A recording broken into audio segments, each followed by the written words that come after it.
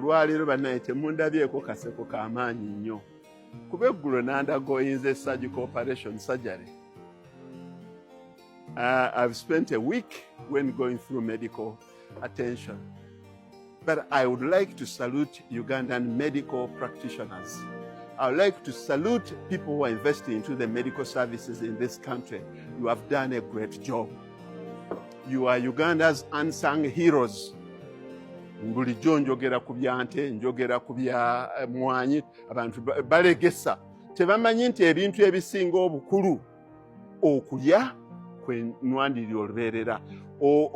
Ignorance okumalawo obutamanya kwe kusoma n'obujjanjabi.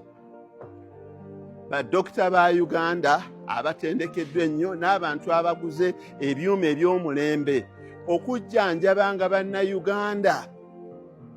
Kanneme kubeera selfish nti nno bannayuganda bonna abeesobola buli yenna abadde ng'afunamu enkenyera ng'asaza tiketi nga bamubuukingira ng'agenda kuva India bava Nairobi wano eddwaliro sijja dyogera Nairobi, India, Germany, Canada, US, Israel, Turkey, South Africa.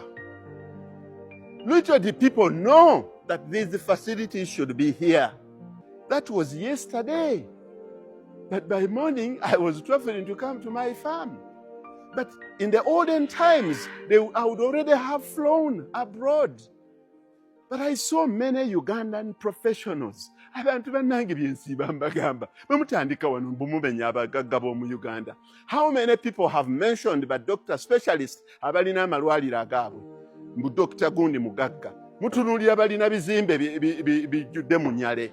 But I went through all medical procedures, from seeing cardiologists, from seeing brain surgeons, from seeing kidney specialists, from seeing lung, whatever, throat, everything on up to cancer unit. Niego wali otegeddeko omwana doctor nga wa myaka 38 when is a specialist nga akola mu ddwaliro erya government eddene n'abeera ne private practice eyiye. Bw'abanga yeesobola n'abeera ne family oba aba investors abamuyambako okutunya ebyuma. Wali otuddeko awo n'omulindirira doctor n'ayingirawo when is a consultant nga wa myaka 35, 38. Do you know how they carry themselves?